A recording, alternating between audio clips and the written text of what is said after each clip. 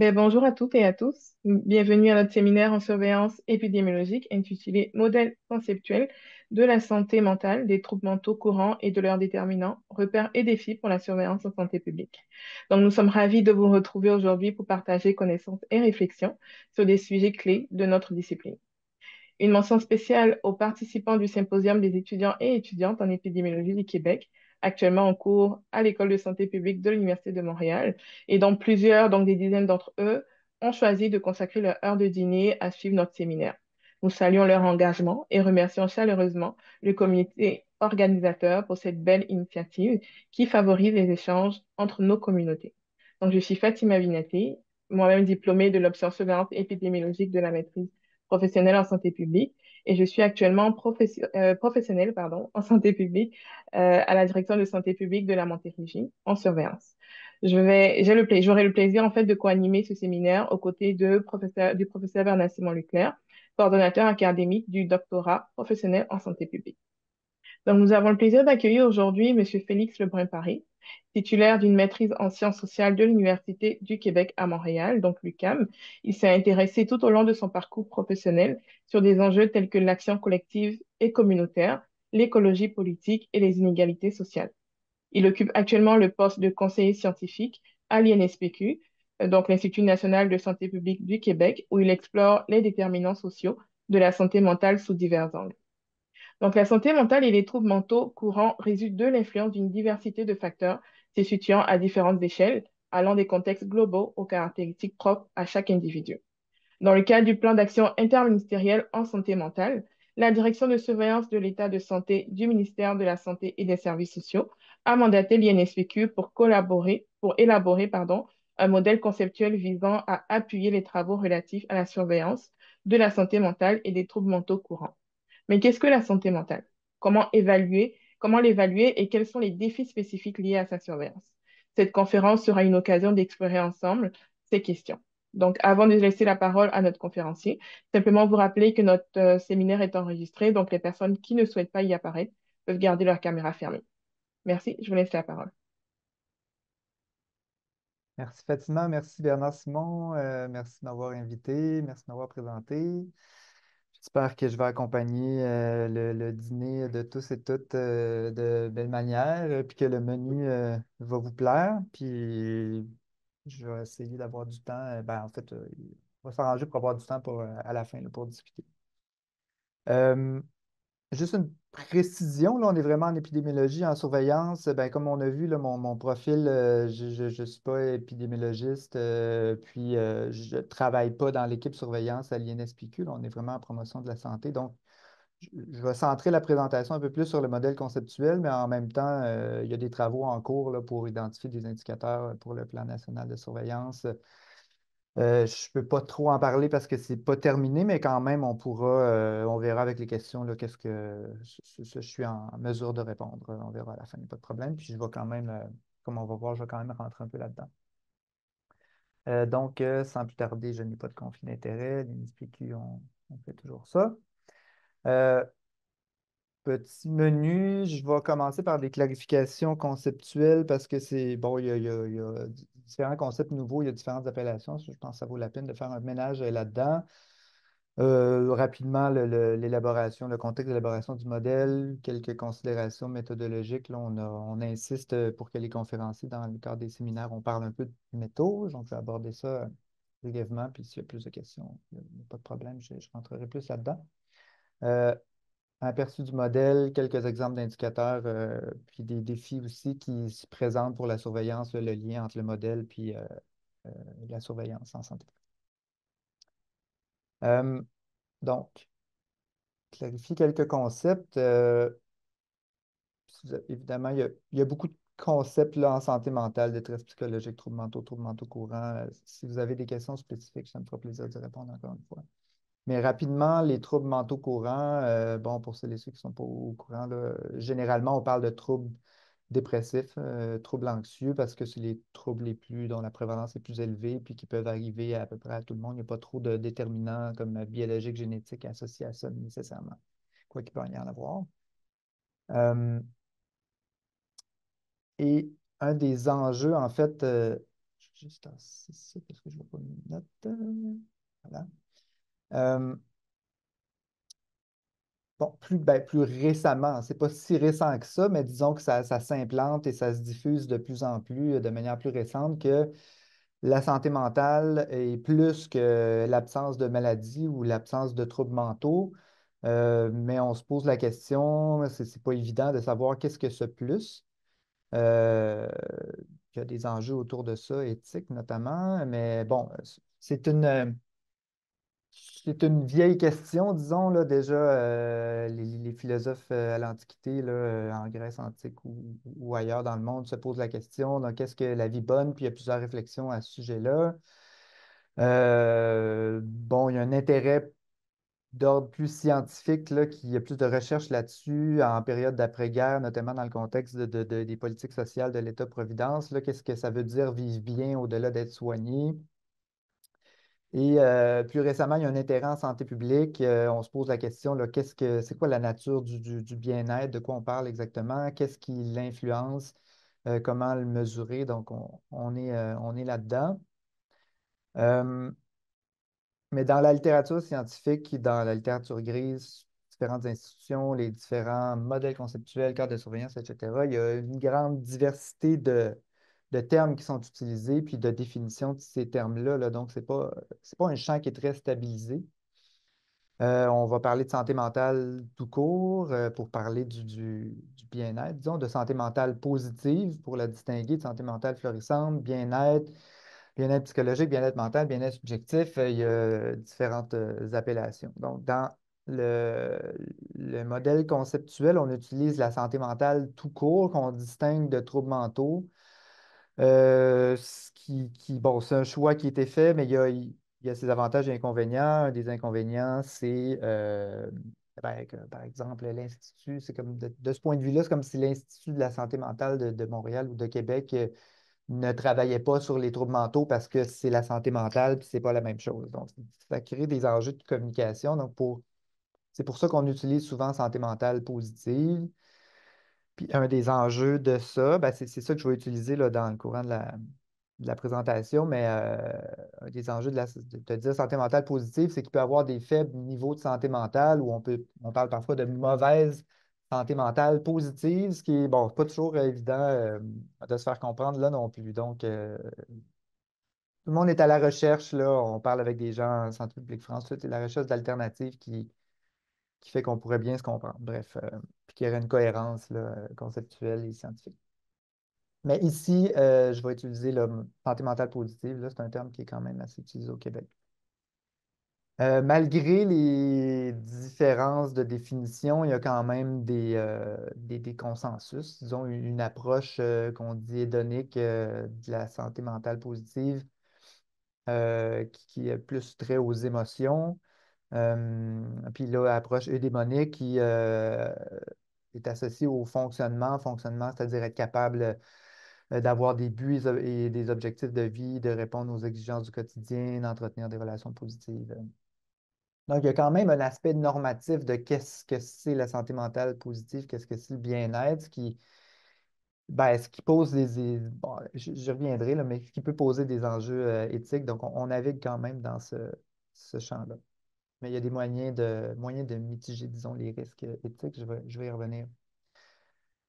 Euh, donc, ça, c'est comme deux approches comme plus générales pour savoir de quoi on parle, de la santé mentale positive. Il y a Keyes qui est beaucoup utilisé, en tout cas à l'INSPQ, puis au Québec, en Amérique du Nord, pour commencer à opérationnaliser, là, à préciser de quoi on parle par ces deux approches-là, puis par la santé mentale. Donc, il parle de trois dimensions, bien-être émotionnel, bien-être psychologique, bien-être social. Donc, bien-être émotionnel, le sentiment de bonheur, la satisfaction envers la vie, bien-être psychologique, le sentiment de compétence, le sentiment de sens, de but, de cohérence avec ses valeurs. C'est là aussi qu'on parle de fonctionnement. Puis le bien-être social, on est plus dans le rapport, c'est comme un ajout de Keys par rapport à d'autres. Là. On est vraiment dans le rapport à la communauté, à la société, puis à notre sentiment d'appartenance à la société, communauté, milieu scolaire et autres. Donc, c'est l'échelle, puis ces trois dimensions-là sont opérationnalisées, en tout cas dans des enquêtes, souvent par l'échelle de Keyes là, à 14 questions. Puis, je l'ai dans une diapo plus loin, là, si on a besoin de revenir. Donc, j'accélère un peu. Euh, donc, pour comment intégrer la perspective des troubles mentaux puis celle de la santé mentale, on va parler de l'approche des deux continuums. Donc, dans l'horizontale, là, on a l'axe des troubles mentaux, donc présence de troubles mentaux, absence de troubles mentaux, puis au l'axe vertical, on parle de santé mentale optimale ou des fois florissante, puis les faibles niveaux de santé mentale positive, on va parler de santé mentale languissante. Et tout ça, évidemment, qu'il y a dans les mesures où bon, il y a des recoupements, tu sais, si on a mauvais fonctionnement, ça se retrouve aussi dans la santé mentale languissante ou dans les échelles de dépression. Euh, je vais donner, j'ai utilisé des exemples de ma collègue Marie-Claude Roberge, il y en a qui la connaissent, là, que ça fait longtemps qu'elle travaille dans ce domaine-là, pour illustrer un peu qu'est-ce que ça peut vouloir dire, ce double continuum-là. Ben, rapidement, d'une part, ça veut dire que quelqu'un qui présente des symptômes de troubles mentaux peut quand même avoir des niveaux de bien-être modérés à même élevés. Tu sais, il peut quand même bien fonctionner et avoir des émotions positives. Et à l'inverse, on peut ne pas cocher des cases dans des symptômes de troubles mentaux, mais avoir une santé mentale qui est languissante. Donc, un exemple concret, Lydie a 18 ans, étudiante au cégep. Elle a des attentes élevées de ses parents pour la réussite scolaire. Puis au secondaire, elle était une première de classe, avait un bon réseau d'amis, était impliquée socialement, elle faisait beaucoup de théâtre, du plein air. Euh, mais rendue au cégep, elle a dû déménager dans un petit logement. Elle a peu d'espace pour étudier. Ses relations avec ses colocataires ne se passent pas nécessairement très bien, ou en tout cas, il y a peu de contact. Elle doit travailler pour payer ses études, son logement, etc. Donc, beaucoup moins de temps pour le loisir. Elle est dans un milieu scolaire, dans un programme où c'est très compétitif. Il n'y a pas beaucoup d'entraide, il y a beaucoup de compétition donc, pour les notes. Elle se met à douter de son choix de carrière, elle se sent dépassée, stressée. Donc, elle n'a pas tous les symptômes de dépression. On ne va pas lui diagnostiquer une dépression, mais on pourrait dire qu'elle a de faibles niveaux de bien-être ou de santé mentale positive. Euh, Autre cas de figure qui est utilisé par ma collègue Marie-Claude, donc un Maxime, 33 ans, qui est séparé, qui a un diagnostic de trouble bipolaire. Donc, parfois, s'il y a des moments plus difficiles dans sa vie, là, ça se passe mieux. Il travaille à temps partiel, donc il a le temps de mettre en place des stratégies de régulation. Il y a la garde partagée de ses enfants qui est satisfaisante pour tout le monde. Donc, il y a du temps consacré pour sa famille. Ça va bien pour lui, ses enfants et son ex-conjointe. Donc, bonne relation. Il habite dans une coop, donc logement pas trop cher. Il y a des relations avec des gens. Il y a un bon réseau de soutien à la fois formel, donc de l'aide peut-être psychologique aux besoins ou communautaire, etc. Puis un bon soutien informel. Donc, il se sent heureux, il se sent bien entouré en certains contrôles de sa vie, même s'il vit avec un diagnostic. Donc, c'est un peu ça l'idée là, du double continuum. Euh, J'espère que jusqu'à maintenant, ça va. Ben, c'est vraiment des questions urgentes de clarification. J'invite les animateurs à m'arrêter puis à les poser. Sinon, on peut garder ça pour la fin. Là. Je poursuis. Euh, donc, maintenant qu'on comprend un peu mieux de quoi on parle par santé mentale positive, c'est quoi l'intérêt là, de mesurer la santé mentale positive en plus de bien mesurer les troubles mentaux courants pour la santé publique? Euh, Ce qu'on dit généralement, c'est que ça nous permet d'avoir un portrait plus complet de la santé mentale euh, et des troubles mentaux courants des populations et de suivre son évolution. C'est-à-dire, si on surveille seulement les troubles mentaux avec les symptômes, puis souvent on va capter les gens qui sont allés voir un médecin puis qui ont un diagnostic. Bon. Ben, on ne va pas couvrir toutes les personnes qui ne vont pas bien puis qui pourraient nécessiter soit d'aide psychologique ou soit de mesures dans le contexte scolaire, dans les milieux de vie, etc. Puis ça nous permet de suivre l'évolution des états de santé mentale dans différents contextes. Là. La pandémie, justement, il y a eu des recherches qui ont permis de voir que la santé mentale positive de certaines franges de la population a diminué sans pour autant aller vers nécessairement plus de dépression ou de troubles anxieux. Euh, bon, ça, c'est d'une part. D'autre part, ben, ça permet d'estimer, tu sais, la santé mentale languissante, c'est quand même un prédicteur des risques de développement de troubles mentaux au niveau populationnel. Donc, si on a plus de gens qui ont une santé mentale dite languissante, ben, ça peut vouloir dire que dans quelques temps, il y aura peut-être plus de troubles mentaux. Ça peut aider à la planification des services. Euh, Ouais, une chose aussi, c'est que si on mesure seulement les troubles mentaux, il y a une tendance à aller beaucoup vers les services, le traitement, une approche clinique qui est absolument pertinente et il faut continuer là-dedans puis améliorer l'accès aux services, évidemment, mais ça enligne vers justement des interventions ou des programmes qui sont plus axés sur le clinique, le soin, le traitement. Tandis qu'une approche sur la santé mentale positive, ben, ça ouvre la porte à des approches plus en amont sur les environnements, les politiques publiques, etc. On va en parler plus tard, les déterminants sociaux. Autre chose intéressante, c'est que ben, en agissant d'une part sur les déterminants sociaux de la population générale, si on augmente l'accès au logement, euh, entre autres, abordable, ben, ça peut faciliter, en tout cas, ça va faire partie des solutions pour le rétablissement des personnes qui présentent elles-mêmes un trouble mental. Donc, il n'y a pas seulement de traitement individuel qui peut être utile.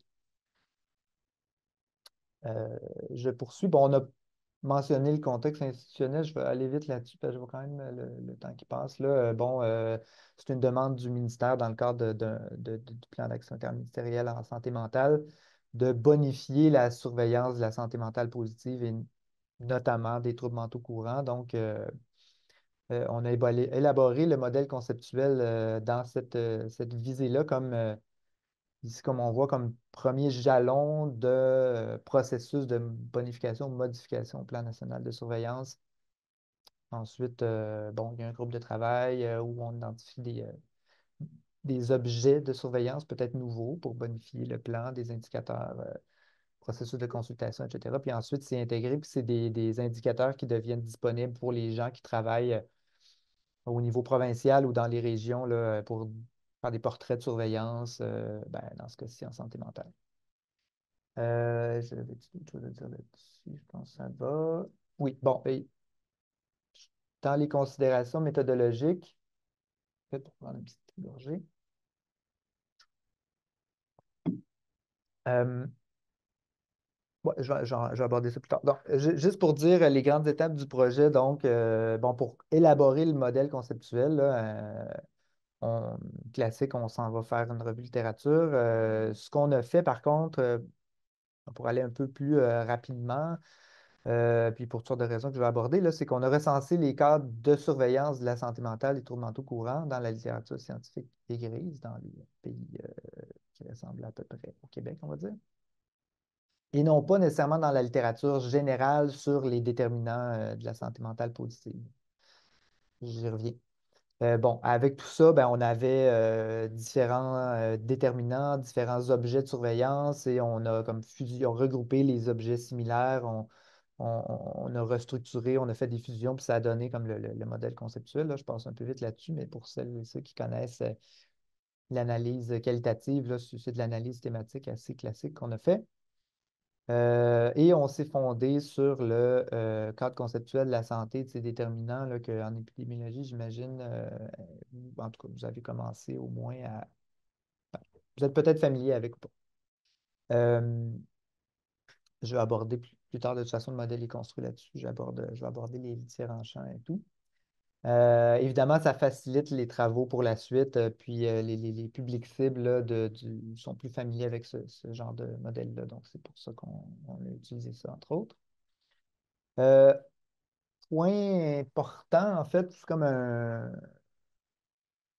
pas un enjeu, mais en tout cas, quelque chose à prendre en compte du point de vue méthodologique, c'est que, je disais tantôt, on a fait une revue des cadres de surveillance. Il y en a deux qui sont utilisés au Canada, il y en avait un en Australie, un en Allemagne.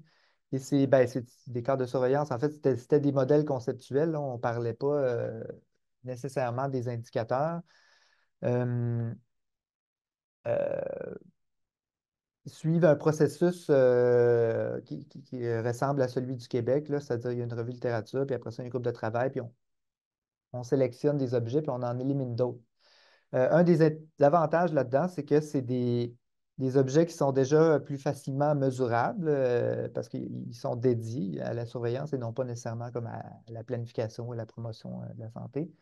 Puis c'était plus rapide pour nous. Un des avantages, un des inconvénients, comme le pendant le revers de la médaille, oups, c'est que si les objets sont plus mesurables, ben, ou on a un accent là-dessus, ben, ce qui est important, mais plus difficilement mesurable d'emblée, va peut-être être évacué, ce qui est pas, qui ne représente pas tout à fait nécessairement la réalité. Donc, on risque d'évacuer des choses importantes. L'autre chose, ben, ça dépend de la disponibilité des données puis des liens avec les politiques publiques ou les programmes dans le pays. Donc, si en Australie, il y a des programmes spécifiques, puis on va dire, OK, on veut absolument ce déterminant-là, mais c'est peut-être pas le cas au Québec ou inversement. Donc, on risque d'éliminer quelque chose qui est important pour le Québec, mais moins pour d'autres. Puis si on n'a pas accès à ces décisions-là, donc c'est ça la boîte noire de sélection des objets. Ça pour dire qu'il manque parfois des déterminants qui peuvent être importants. Par exemple, dans les quatre qu'on a vus, il n'y avait pas le logement, l'accès au logement, il n'y avait pas la sécurité alimentaire. Dans le modèle canadien de l'Agence de santé publique du Canada, qui est très bon par ailleurs, mais on voit là, dans le premier tour, il y avait par exemple les expériences négatives durant l'enfance qui ont été éliminées. On ne sait pas pourquoi. Donc, on essaie d'être plus exhaustif que d'autres choses. Euh, donc, on a recouru à des documents phares, tu sais, des auteurs connus, l'OMS, etc., pour compléter l'ensemble des déterminants sociaux et aller chercher ce qui nous semblait important. Je passe plus vite là-dessus. Ouais, je vois que c'est ça, je vais accélérer un petit peu. Euh, donc, je présente un aperçu du modèle. On est toujours sur le même type de schéma. Euh, Quatre champs, là, on a le contexte global et les systèmes, milieu de vie, caractéristiques individuelles, état de santé mentale. Oui, ouais, je vais y revenir. Oui. C'est juste pour dire, là, je dis objet de surveillance. Bon, juste pour clarifier dans les termes, il y a différents champs, hein, contexte global, milieu de vie, etc. Et dans ces champs-là, il y a des catégories, mettons système d'éducation. Puis dans le système d'éducation, ben, il va y avoir des objets, l'accès au système d'éducation.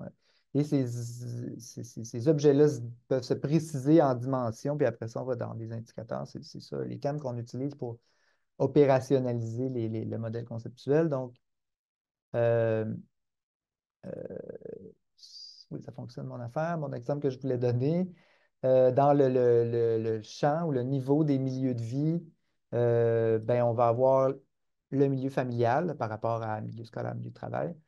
Euh, Puis un objet qui va être le logement, puis qui se décline par la qualité du logement, puis la surpopulation. Puis là, évidemment, c'est plus facile à mesurer. Euh, donc, bref, aperçu de comment ça fonctionne, là, le modèle. Donc, on a les résultats de santé, santé mentale positive, troubles mentaux courants, je vais plus vite. Les déterminants structuraux, là, je vais insister un peu là-dessus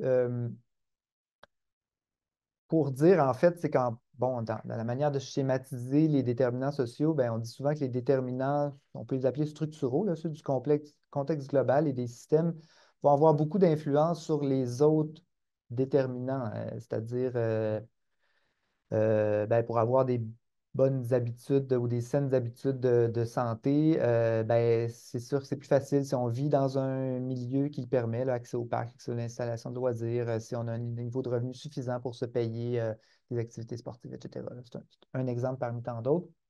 Donc, déterminants structuraux, un qu'on n'a pas retenu pour la surveillance, mais ben, on a retenu comme élément de contexte, mais qu'on ne va pas surveiller, là, mais c'est quand même un déterminant majeur, évidemment, la désorganisation sociale, changements sociaux rapides. Donc, on parle là-dedans de catastrophes, guerres, crise économique, du colonialisme, là, dans le cas des populations autochtones. Euh, donc, c'est des éléments de contexte à prendre en compte dans le cas d'une pandémie, dans les activités de surveillance. On va en prendre compte, on va peut-être mettre l'accent sur la surveillance de la santé mentale dans ces cas-là, comme on l'a fait pendant la pandémie. Inégalité de revenus, distribution de richesse, je vais y revenir plus loin, non, mais rapidement, c'est que le mécanisme là, avec le lien avec la santé mentale, c'est que les écarts de position sociale vont jouer sur la solidarité. Dans des sociétés plus inégales, il y a moins de solidarité, il y a moins de cohésion. Les gens vont plus se comparer entre eux, plus de climat de compétition, ça va jouer sur l'estime de soi, sur l'anxiété de manière plus globale. Une manière de l'expliquer, je vais y revenir, je ne vais pas prendre trop de temps pour ça. Défavorisation matérielle, eh ben, c'est plus connu là, qu'un manque de ressources au niveau populationnel, ben, ça va créer plus de problèmes de santé, là. C'est bien connu. Euh, Discrimination, stigmatisation, ben, tu sais, c'est des choses qui ne sont pas nécessairement surveillées ou pas nommées comme telles. Donc, c'est des apports importants, je pense, du modèle conceptuel. Donc, c'est pas non seulement la stigmatisation liée aux problèmes de santé mentale, tu sais, on sait qu'il y a beaucoup, bon, ça peut être mal vu, là, bon, on peut s'auto-stigmatiser ou s'empêcher d'aller chercher de l'aide parce qu'on a honte de nos problèmes de santé mentale. Ça touche ça, mais aussi ben, des enjeux de classe. Il y a de la stigmatisation des personnes à faible revenu. Il peut y avoir de la discrimination selon l'origine ethnoculturelle. Malheureusement, ça existe. Identité de genre, orientation sexuelle, on est encore là en 2025. Puis tout ça va jouer sur l'estime de soi, sur le sentiment de sécurité. Ça peut jouer sur l'accès au logement de qualité, l'accès aux emplois, aux soins, etc. Euh, bon, le logement, l'accessibilité au logement, là, j'en ai parlé beaucoup, évidemment, ça joue aussi sur la santé mentale. Donc, vous voyez qu'on est un peu loin de, de, de,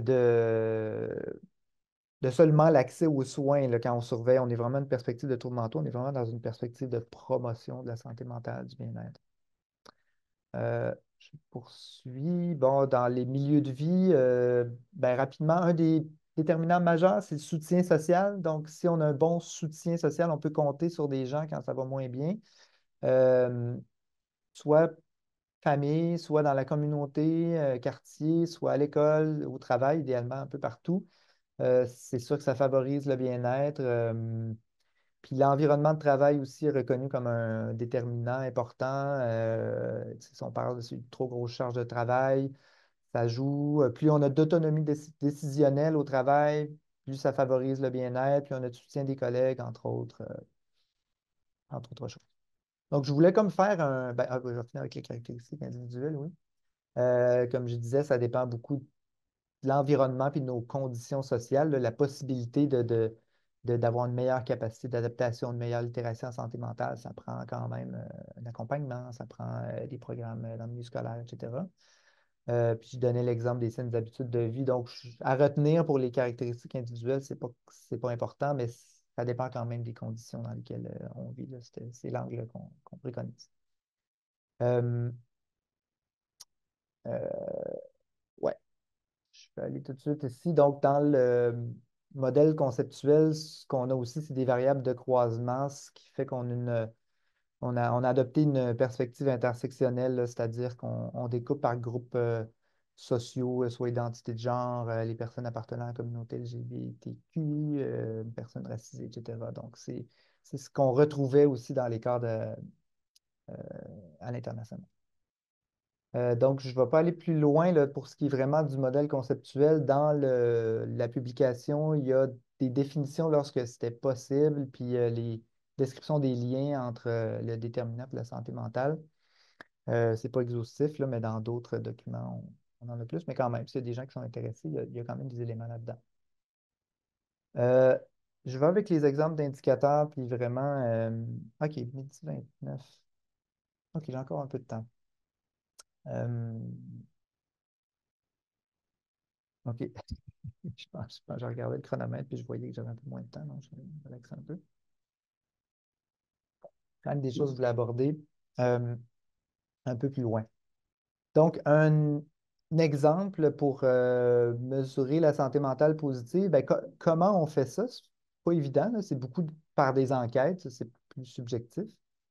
Une manière plus simple, rapide, économique, dans les enquêtes, on n'a pas toujours la place de mettre une échelle à 14 questions. Donc, il y a souvent la santé mentale auto-évaluée, ce qu'on dit en général, direz-vous que votre santé mentale est excellente, très bonne.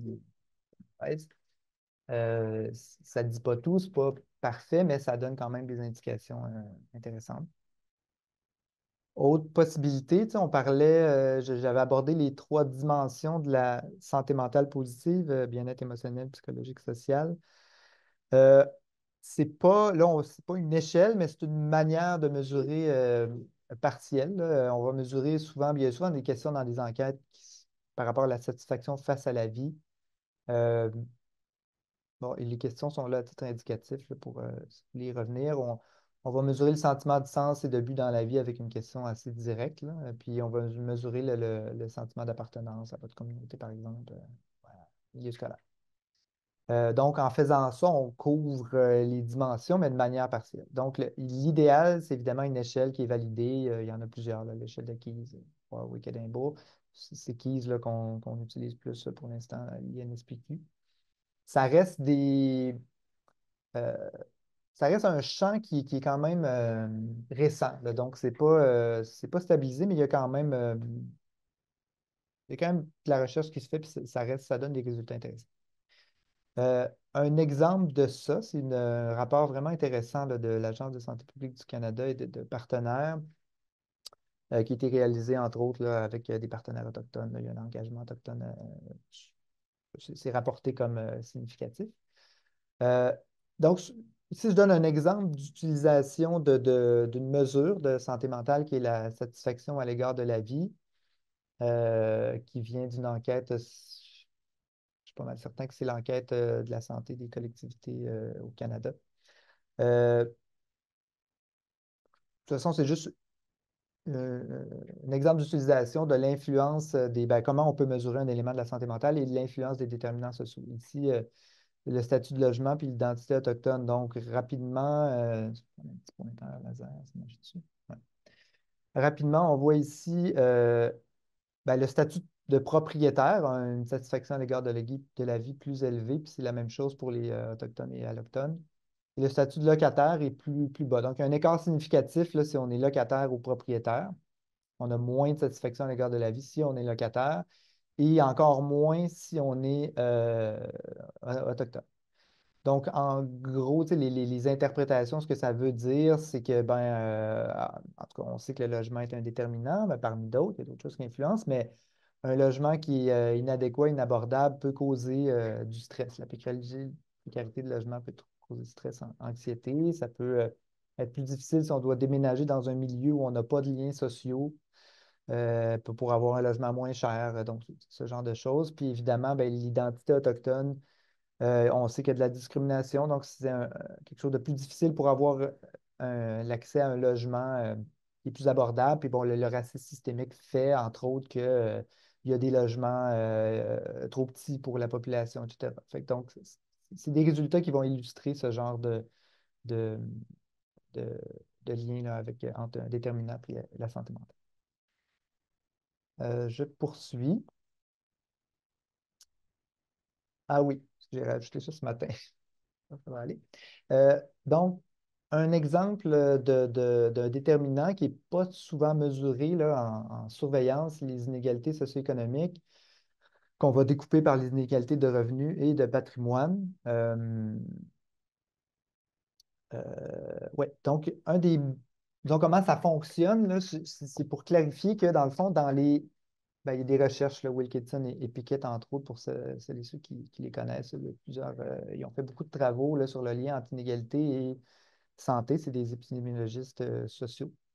Et ils ont fait des liens avec le bien-être aussi, santé mentale positive, et les inégalités. Donc, en gros, là, ce qu'ils disent, bon, un petit peu, OK.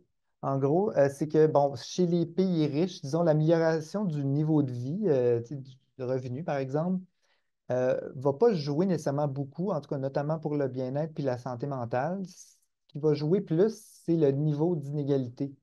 Je vais passer tout de suite à l'autre diap, là, c'est pour dire, disons, dans des pays comme très inégalitaires, petit pointeur, on va avoir des niveaux de maladies mentales ou de problèmes de santé mentaux va être plus élevés. Donc, plus, il y a vraiment une courbe assez claire. Plus il y a d'inégalités, plus il y a des problèmes de santé mentale. Même chose pour un paquet d'autres problèmes sociaux, la consommation de substances, euh, expériences négatives durant l'enfance. Je pas toute la liste, là, mais il y a pour des problèmes de santé physique, problèmes sociaux, plus une société est inégalitaire encore là, plus il y a de problèmes. Puis on voit dans les pays scandinaves reconnus pour leur politique plus sociale, qu'il y a moins de ces problèmes-là. C'est des associations, ils ont quand même fait des revues causales, donc là, je ne me prononcerai pas là, sur la causalité, mais tout le moins de fortes associations. Je reviens sur le mécanisme, en fait, entre les inégalités socio-économiques de revenus dans ce cas-ci, puis la santé mentale. Bon, des manières d'expliquer ça, c'est que des sociétés inégalitaires, va souvent de pair avec un mythe sur la méritocratie, c'est-à-dire que si on réussit dans la vie, c'est parce que ben, on est compétent. Self-made man. C'est pas parce qu'il y a un bon système de santé, parce que on a des services, on a des CPE, on a une vie. C'est à cause parce qu'on bon, on est beaucoup dans ce mythe-là, mais le pendant, ben, ça ne veut pas dire que de travailler fort ne sert à rien, mais c'est comme ça prend beaucoup, beaucoup de place par rapport au qu'est-ce qui est attribuable à notre environnement ou nos conditions sociales. Ce qui veut dire, le pendant de ça, c'est que si on a un échec, ben, c'est que c'est de notre faute. Donc, ça joue sur la culpabilité, l'estime de soi, ça peut augmenter l'anxiété. Euh, En même temps, dans des sociétés inégalitaires, il y a un esprit de compétition qui peut être exacerbé. Donc, encore, ce que je disais, ça va jouer sur la solidarité, sur la cohésion sociale. Ça va augmenter la comparaison sociale. Donc, ça cause plus de stress. J'y vais un peu vite, là, mais ça donne l'idée là, pourquoi les inégalités peuvent causer, ou en tout cas sont associées, faut être plus prudent, à des enjeux de bien-être et de santé mentale, problèmes de santé mentale. Ça, j'en ai parlé. Comment on mesure ça? Ben, en contexte de surveillance, là, ce qui est utilisé ailleurs, indice de Gini puis indice de Palma en complémentarité. Je vais aller plus vite là-dessus, mais c'est des indices globaux, là, donc c'est plus facile de comparer entre les régions, entre les pays, entre les provinces. Gini est plus utile pour les inégalités dans le milieu de la distribution des revenus, puis Palma, ça va être plus mettons, les 10% des plus riches ont tant de revenus versus les 40% les plus pauvres. Donc, on va être vraiment comme un ratio là, qui est plus aux extrémités. Donc, ils sont complémentaires. C'est pour ces raisons-là qu'on peut les utiliser. Là, ça, c'est une égalité de revenus, mais au Québec, pour celles et ceux qui suivent un peu l'Observatoire québécois des inégalités sociales, ils ont sorti récemment là, des statistiques sur les inégalités de patrimoine au Québec. Donc, c'est plus marquant au Québec. Donc, on va avoir euh, donc, les ménages, les 10% des ménages les plus riches accaparent près de 50% du patrimoine québécois, tandis que les 40% qui ont des revenus les plus modestes sont seulement 3%. Donc, c'est quand même assez criant. S'il y avait une meilleure distribution des richesses, il y aurait moins d'inégalités. Puis, si on suit la logique, plus de bien-être. Il me reste quelques minutes pour aborder. Ben ça, c'était des exemples, dans le fond, de comment mesurer des déterminants structuraux là, qui sont importants pour la santé mentale positive. Puis j'ai parlé de comment on pouvait mesurer, opérationnaliser la mesure de la santé mentale positive. Ouais, je vais laisser quand même du temps pour des échanges, mais je vais parler, c'est ça, quelques défis pour la surveillance. Euh, la résilience. Bon, j'ouvre une grosse porte, là, je vais aller un peu plus vite, mais c'est un concept qui est utilisé beaucoup, là, la résilience là, ici pour plus psychologique. Là, c'est utilisé à toutes les sauces, c'est très à la mode, c'est utilisé dans des programmes aussi, donc, puis dans les cadres de surveillance, on a vu, mais on ne voyait pas comment c'était mesuré, c'était pas très clair. Dans la littérature, il y a beaucoup il y a quand même des critiques qui sont soulevées. Là. Ben, d'une part, c'est que c'est pas évident de le mesurer, notamment parce qu'il y a encore là beaucoup, beaucoup de définitions. C'est pas stabilisé, là. Encore pire que la santé mentale positive, je dirais. Parfois, c'est conceptualisé comme une composante même de la santé mentale qui serait donc la résilience. Si c'est une composante de la santé mentale, ben, elle va être influencée par à peu près les mêmes déterminants. Si c'est un déterminant de la santé mentale, ben là, c'est comme si on pouvait agir dessus. Puis là, comment rendre les gens plus résilients? Bon, c'est une autre paire de manches. Est-ce que euh, c'est des interventions individuelles que ça prend? Bon, ça pose toutes sortes de problèmes. Justement, un des enjeux comme éthique de voir la résilience comme un déterminant individuel, ça touche un peu ce que j'ai dit tout à l'heure. En fait, c'est que euh, Comme une caractéristique individuelle, ça peut encore là provoquer un sentiment d'échec, c'est-à-dire si on a une dépression puis qu'on ne guérit pas, ben, si une caractéristique individuelle, ça va dire ah, ben, j'ai mal appliqué les conseils qu'on m'a donnés de saines habitudes de vie, j'ai pas bu assez d'eau, j'ai pas fait assez de sport, j'ai pas mangé assez de salade, donc c'est de ma faute si je suis encore déprimé. Je caricature un peu pour montrer qu'est-ce que ça peut donner, mais tu sais, en gros, c'est ça. On ne se contrôle pas assez, on manque de discipline, on n'a pas la volonté qu'il faut pour tirer parti des solutions qui existent. Donc, c'est un des enjeux, disons, qui est soulevé là, dans la littérature, dont un article. Euh, bon, bref, que faire avec ça? Euh, bon, ce qu'on a fait, entre autres, là, c'est communiquer avec l'Agence de santé publique du Canada, l'Allemagne, comment ils conceptualisent la résilience, comment c'est mesuré. Puis eux sont à peu près à la même place que nous, au sens où c'était dans leur cadre, mais sont en réflexion maintenant, là. Puis, bon, pour l'Agence de santé publique, ils ont fait une revue de littérature où on propose de voir la résilience comme un processus, à la fois des attributs individuels, mais ça dépend des ressources relationnelles, des ressources contextuelles. Donc, ils ne savent pas trop, même s'ils vont rendre ça dans un modèle pour la surveillance. Donc, il y a des réflexions là-dessus. C'est quand même intéressant qu'il y ait de la réflexivité finalement à l'international aussi. C'est la même chose pour l'Allemagne. Donc, bon, nous ne sommes pas seuls. Donc, pour l'instant, c'est entre parenthèses. Il y a peut-être moyen d'opérationnaliser ça. Sinon, on peut en prendre en compte autrement de la résilience aussi. Euh, OK, un petit 3 minutes, ça va aller. Donc, l'approche intersectionnelle, j'en ai parlé un peu. Rapidement, qu'est-ce que c'est? C'est l'idée de désagréger des données. Si on a une mesure comme populationnelle, on va essayer de la découper par différents groupes sociaux pour essayer de caractériser notamment les inégalités ben, de santé mentale dans ce cas-ci. On va séparer les groupes selon la classe ou le statut socio-économique, l'origine ethnoculturelle, sexe, identité de genre, etc., incapacité.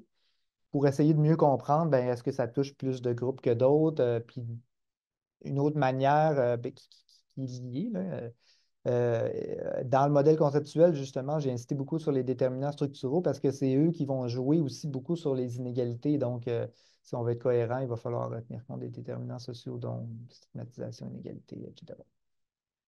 Euh, la pertinence de ça, ben, en fait, c'est si on comprend mieux les inégalités de santé mentale et les liens avec les systèmes de pouvoir qui vont influencer la distribution des ressources, ben, ça va nous permettre d'agir sur ces systèmes, de réduire les inégalités et puis d'augmenter le bien-être de manière générale. Euh, Ouais, je vais m'arrêter là-dessus pour ça. Par contre, il y a des risques, ça c'est comme les avantages, mais il y a des risques, là, tu sais, il faut, d'un point de vue éthique, il y a un comité d'éthique à l'INSPQ, c'est le genre de choses qu'on va soulever.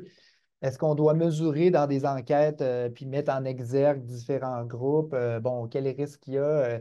Ces données-là peuvent être utilisées de manière qui va augmenter la stigmatisation. Si c'est mal utilisé, il peut y avoir un risque de généralisation, c'est-à-dire toutes les personnes appartenant à la communauté LGBTQ, par exemple, ont une mauvaise santé mentale, ou tu sais, ça peut répandre ce genre de propos-là. Puis l'autre manière, c'est l'essentialisme. C'est comme si on réduit l'identité des groupes à seulement une caractéristique. Ben, si on voit les Autochtones comme seulement des Autochtones et non seulement des personnes qui peuvent vivre un paquet de trucs et puis dont leur mode de vie va être, ben, leur vie va être influencée par différents déterminants positifs ou négatifs. Donc, le fait de mettre en exergue ou coller une étiquette à des groupes, ben, ça peut poser des risques. Mais disons, dans la balance des inconvénients, il y a plus d'avantages à, en fait, ne pas invisibiliser les enjeux que ces personnes-là vivent pour pouvoir agir dessus, pour augmenter le logement abordable, pour avoir des programmes qui vont réduire la stigmatisation, la discrimination dans les écoles, par exemple, etc. Et il y a des manières de mitiger ces risques-là, dans le fond, c'est si dans nos communications, nos rapports, etc., on informe, on forme les gens à l'approche intersectionnelle, ben, ils vont être plus en mesure de mettre en contexte des données. Ils vont fournir des pistes d'interprétation qui vont justement intégrer, ben, qui vont expliquer un peu pourquoi ces groupes-là ont peut-être des résultats de santé mentale euh, moins intéressants. Bon.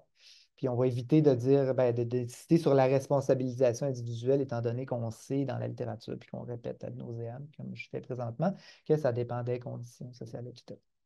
Langage non stigmatisant, on peut utiliser comme une personne en situation de handicap, en situation d'itinérance. Donc, encore là, on va insister sur la situation qui cause les enjeux.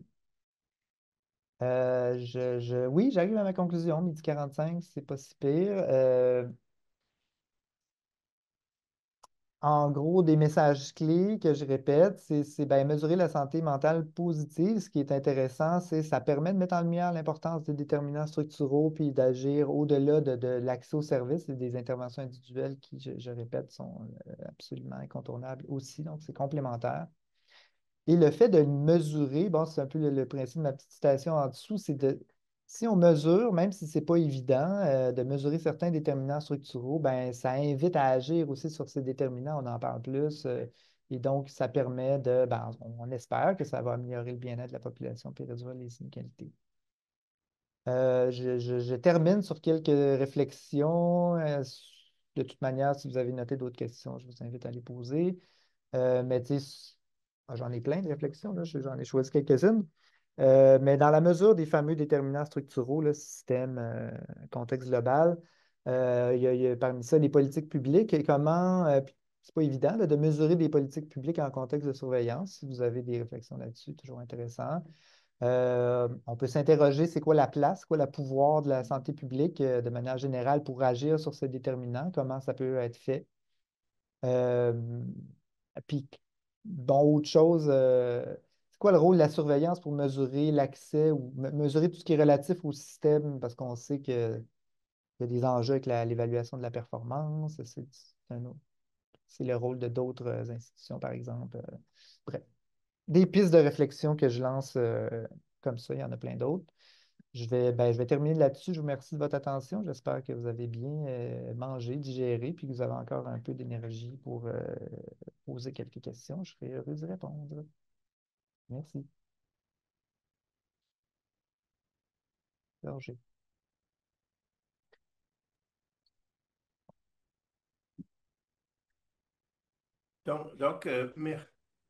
Merci beaucoup, Félix, pour votre présentation. C'était très intéressant. Donc, on va passer à la période de questions. J'invite les personnes qui auraient une question à poser. Vous pouvez poser votre question soit dans le chat ou soit en levant la main. Et donc, peut-être qu'on peut arrêter le Ouais. PowerPoint pour l'instant, le partage. Et donc, alors, je vous invite à poser, à lever la main si vous avez une question ou à poser votre question dans le chat si vous êtes plus timide. Et même chose pour les personnes qui sont dans la salle actuellement ici, si vous avez des questions.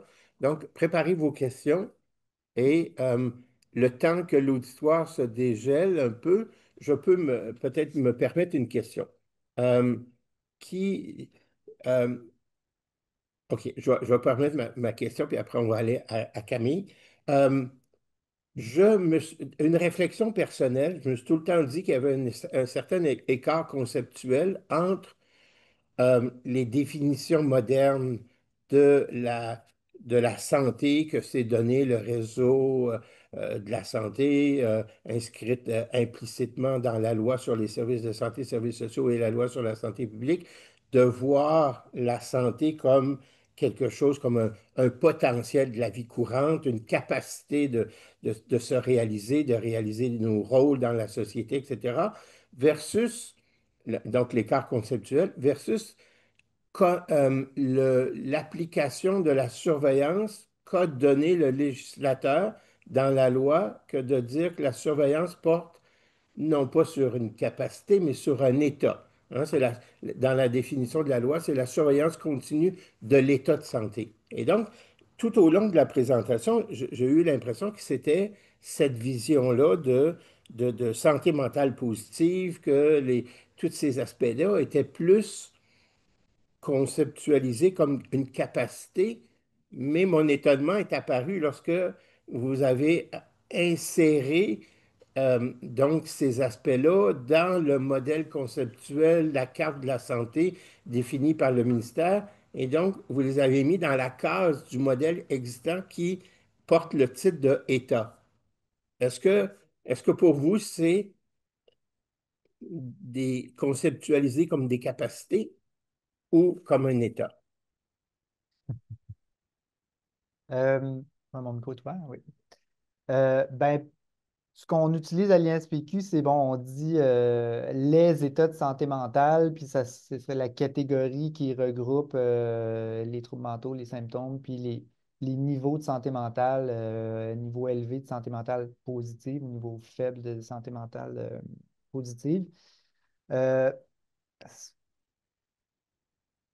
c'est comme si ça me fait penser au fonctionnement, dans le fond. Le fonctionnement, c'est une mesure aussi qui est utilisée pour les troubles mentaux, notamment la dépression. Puis, c'est pas les mesures uniques, il y a d'autres mesures sur les émotions, capacité d'avoir du plaisir, etc. Puis ça ressemble beaucoup, c'est quand même, il y a des similarités assez fortes avec des mesures d'échelle de dépression, puis les mesures de santé mentale positive. Puis dans ce cas-là, ben, le fonctionnement est une dimension, mais il y en a d'autres. Donc, ben, j'ai l'impression que capacité se retrouve là, mais de manière globale, c'est considéré comme des états de santé avec des degrés. Puis on peut le mesurer avec une cote, mettons, là, avec un chiffre, puis ça va être des degrés de santé mentale. Fait que dans ce cas-là, c'est vraiment conceptualisé comme des états, mais je conçois qu'il y a des liens avec compétences, capacités.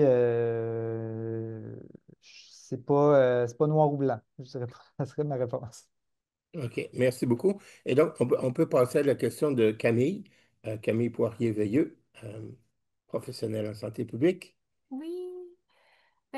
Bonjour Bernard Simon, bonjour Félix. Oh, Merci Félix pour ta présentation euh, dont je connais quand même bien le contenu déjà, mais merci, tu as fait des beaux ajouts, je trouve, à cette présentation-là. Euh, je- c'est plus en réponse à tes questionnements à la fin que je lève ma main. En fait, moi, je trouve ça super important qu'on surveille, tu sais, que ça fasse partie des indicateurs de surveillance, les déterminants structuraux qui ont un impact sur la santé mentale, mais aussi la santé physique de notre population.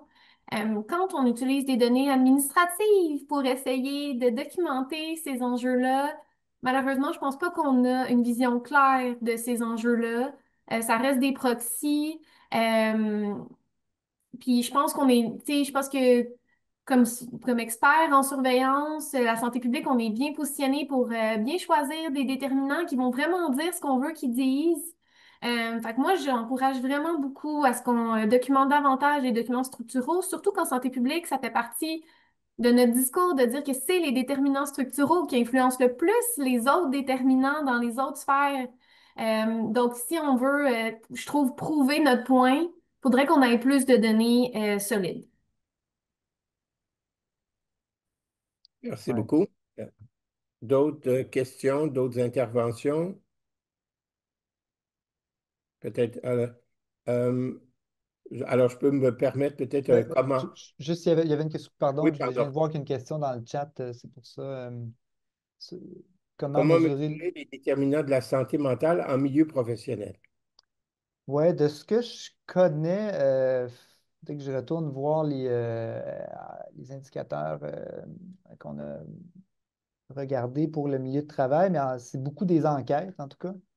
Euh, bon, évidemment, il peut y avoir tu sais, comme l'équipe santé mentale, santé au travail à l'INSPQ, ils font des audits, là, qui sont comme des mesures plus fines. Mais du point de vue de surveillance, c'est vraiment des enquêtes avec ce que j'ai donné comme exemple, là. On va demander, est-ce que vous avez trouvé que vous avez une charge de travail trop élevée? Est-ce que vous trouvez que vous avez un soutien de collègues, de la gestion? Est-ce que comment vous évaluez tu sais, ça va être subjectif, là, votre autonomie décisionnelle. Je m'avance parce que j'ai envie d'aller vérifier. Mais ouais, c'est pas mal des enquêtes. Si j'ai le temps, je vais vérifier pour donner une réponse comme plus précise, mais ouais, ce serait ça. Donc, la même personne a rajouté une question. Est-ce que la santé, évidemment, c'est un peu plus que la surveillance, mais est-ce que la santé mentale peut être liée au niveau de la productivité de l'individu dans une entreprise? Comment je dirais? Ben, en fait, oui, dans un sens où ben, tu sais, un discours qu'on peut utiliser pour, ben, en fait, même la définition de l'OMS, elle est beaucoup axée, elle est axée sur la productivité au travail. C'est justement, on rejoint un peu la capacité, là. Dans la définition de l'OMS, on parle euh, donc d'être en mesure, je ne me rappelle plus c'était quoi la définition, là, mais c'était c'est pas bien performer au travail, mais c'était autour de ça, donc ça touchait le travail puis la productivité. Ben, c'est sûr qu'une personne qui a des émotions positives, puis qui a un niveau de fonctionnement élevé, puis qui a un sentiment de sens, puis de but, puis que ce qu'il fait dans la vie est utile, va être plus productif. C'est des arguments qu'on peut utiliser pour améliorer les conditions de travail, par exemple, dans un objectif de productivité. Donc, la réponse est oui. Mais moi, j'ai tendance à faire attention à ça parce que si la finalité, c'est juste être plus efficace et productif, c'est pas très intéressant pour la vie. Puis on est un peu en porte-à-faux avec l'idée de bien-être. L'idée, c'est d'augmenter le bien-être général des populations. Puis le travail, c'est vu comme un moyen ou la productivité comme un moyen plutôt qu'une fin. C'est plus intéressant du point de vue, pour être cohérent conceptuellement, puis du point de vue éthique. Ouais. Voulez-vous réagir sur... Oui, je voulais juste ajouter que souvent dans les entreprises, en fait, on ne mesure pas tant la santé mentale, mais on mesure l'engagement, en fait, des employés. Puis parmi, en fait, les questions qui sont posées, euh, il y a beaucoup de choses, en fait, qui sont liées à la motivation, justement au bien-être au travail. Euh, Puis ça permet en fait aux entreprises bon, de voir si les employés sont vraiment engagés dans leur travail. Puis ça leur permet aussi de donner du soutien ou de voir en fait quels leviers peuvent être utilisés pour améliorer la situation. Donc, je voulais juste ajouter cet élément-là. C'est que c'est vraiment par l'engagement beaucoup qu'on va mesurer dans les entreprises. Merci beaucoup. Là, donc, c'est un retraité de Hydro-Québec là, qui a pris la parole. Euh, Le, bon, je m'apprête à poser une question, mais de l'équipe Santé au travail, RPS, là, je m'excuse pour le RPS, je ne sais pas trop, on mesure par des enquêtes la détresse psychologique K6, entre autres, pas l'engagement dans notre cas. Donc, je pense que c'est une réaction aux commentaires. Ouais. Ben, je peux réagir à ça de manière générale. C'est que dans des enquêtes vraiment populationnelles, tu sais, on va demander est-ce que c'est quelqu'un qui est en emploi ou pas, etc. Puis on va mesurer un paquet de choses, la détresse psychologique, troubles mentaux courants, puis la santé mentale positive. Puis à ce moment-là, on peut suivre, disons, puis des fois, on va y aller par secteur de travail, puis que ça va nous donner un portrait sur tel secteur, je ne sais pas, la construction, etc. C'est quoi leur niveau de bien-être ou de détresse psychologique? Puis juste parce que j'ai retrouvé, là, juste pour compléter, dans les déterminants dans les milieux de travail, là, c'est mesuré, ben, en tout cas au Québec, il y a l'enquête québécoise sur la santé des populations. Le QSP, je sais pas comment j'ai fait pour oublier ça. Mais puis bon, c'est pas nécessairement toujours complet comme on veut, mais c'est, tu sais, quand on parle de reconnaissance au travail, l'attitude décisionnelle au travail, c'est ce genre de choses qu'on va mesurer puis qu'on va pouvoir faire des liens avec la santé mentale. Bon, j'aurais eu quelques questions, quelques commentaires à faire là, par intérêt pour le sujet, mais comme il est déjà 12h59, de façon à libérer les personnes, je vais laisser Fatima dire le mot de la fin. Alors, merci beaucoup, Félix, pour votre présentation. Merci à vous. Merci Bernard Simon, merci beaucoup Monsieur Lebrun-Paré pour cette présentation qui nous a permis donc de mieux comprendre cette thématique autour de la santé mentale. Merci également à toutes les personnes présentes au séminaire d'aujourd'hui, ainsi qu'à nos conseillers en communication de l'école pour leur précieuse aide et l'organisation et la promotion du séminaire. Donc nous vous donnons rendez-vous à notre prochain et dernier séminaire de notre calendrier, qui se tiendra donc le 19 juin et qui présentera les mesures de la diversité de genre en recherche et en surveillance de la santé. Donc, merci beaucoup encore pour votre présence et nous vous souhaitons un excellent après-midi. Merci à vous. Puis je peux terminer. Ben, en tout cas, s'il y a d'autres questions, puis si les gens veulent échanger, je peux envoyer mon courriel. Il n'y a pas de problème, ça va me faire plaisir. Merci. Parfait. Une bonne fin de journée à tous. Merci. Aussi.